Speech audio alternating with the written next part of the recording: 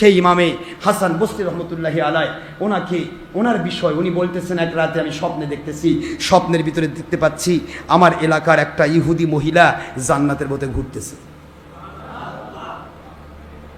তিনি বলতেছেন, আমি প্রশ্ন করলাম ইহুদি মহিলাকে, আরে ইহুদি মহিলা, তোমাকে তুমি জানি তুমি ইহুদির স্ত্রী, তুমি ইহুদি মহিলা, তা তুমি জান্নাতে ঘোরো কি করে? ইহুদির জন্য তো জান্নাত হারাম। ইহুদির জন্য জান্নাত কি? কাফেরের জন্য জান্নাত কি? হারাম। আল্লাহ বলেছেন কাফের কখনো জান্নাতে ঢুকবে না, মুশরিক ঢুকবে না, আর মুনাফিক তো জান্নাতে যাবে না, বরং জাহান্নামের নিম্ন স্তরে। ইন্নাল মুনাফিকিনা ফি দারকিল আসফালি মিনান নার, একবার জাহান্নামের নিম্ন স্তরে থাকবে মুনাফিক। ধর্মের নামে লেভেলধারী, হালাল হারাম উল্টা ক্যান্টি বেঈমান যারা, কি কথা কি বুঝতে পারতেছেন? এরা নিম্ন স্তরে থাকবে, তাদের দ্বারা হাজার হাজার লাখ লাখ কোটি কোটি ধ্বংস হবে।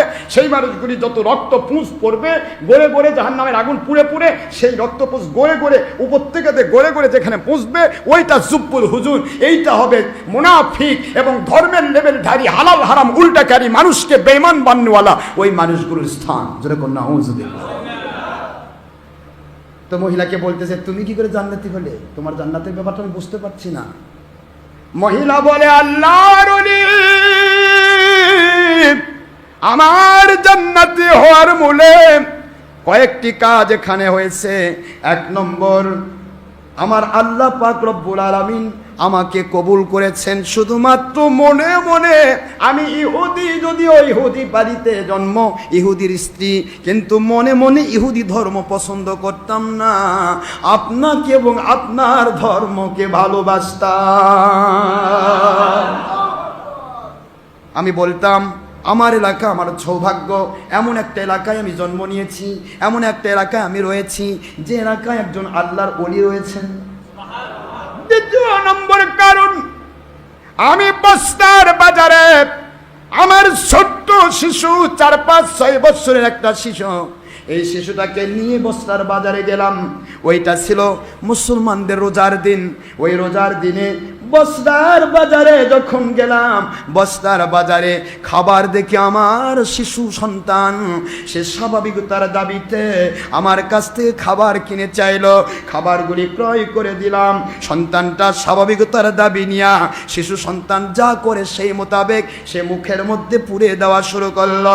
মুহূর্তের মধ্যে ওই সন্তানের হাত ধরে বললাম, বাবা এই সময়ে খেও না, এটা মুসলমানদের রোজার দিন,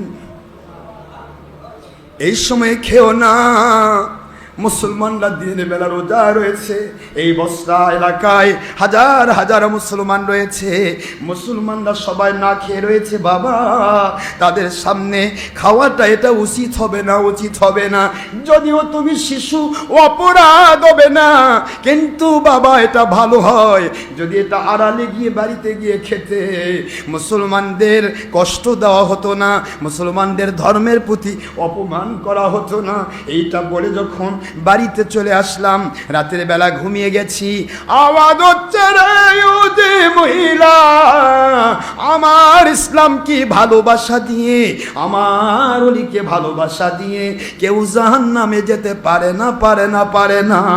আল হুব্বু ফিল্লাহ ওয়াল বুগদু ফিল্লাহ, পৃথিবীতে যার সাথে যার আল্লাহর জন্য ভালোবাসা হয় তার সাথে তার হাসর হয়। আমার ওলিকে ভালোবেসেছো, আমার রমজানুল মুবারককে তুমি ভালোবেসেছ, রমজানের সাথে তো আর কেউ হাসুর হবে না, হাসুর হবে রমজান ওয়ালা যারা, আল্লাহ ওয়ালা যারা, ওই আল্লাহ ওয়ালার সাথে তোমার হাসুর হবে। আমার রমজানুল মুবারকের রোজা রাখনিওয়ালা ওলিয়া উলিয়া হক্কানি আলেমেরা, ওদেরকে ভালোবেসে তুমি যখন আমার রোজাকে ভালোবাসা দিয়েছ, তোমাকে আমার ওলির সাথে হাসুর করাতে চাই। ওলিরা জান্নাতে যাবে, তুমি কি করে জাহান্নামে যাবে?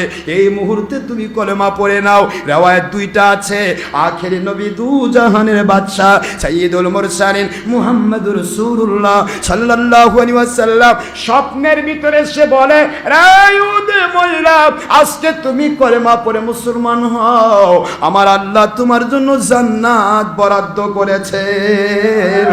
ও ইহুদি মহিলা, তুমি কলেমা পড়ে মুসলমান হয়ে যাও। ও আল্লাহর ওলি, আখেরি নবী দু জাহানের বাদশা, ওনার মাধ্যমে কলেমা পড়ে মুসলমান হওয়ার পর কয়েকদিনের ভিতরে আমার হায়াত শেষ হয়ে গেল। আমার কাছে যখন আজরাইল আসলো, আমি সুবিধা মতো ভাবে কলেমা পড়তে পড়তে আমি যখন বিদায় হয়ে আসলাম, আমি কবরে আসার পরে আমার আল্লাহ দয়া করে আমাকে জান্নাতের মেহমান বানায় দিয়েছে।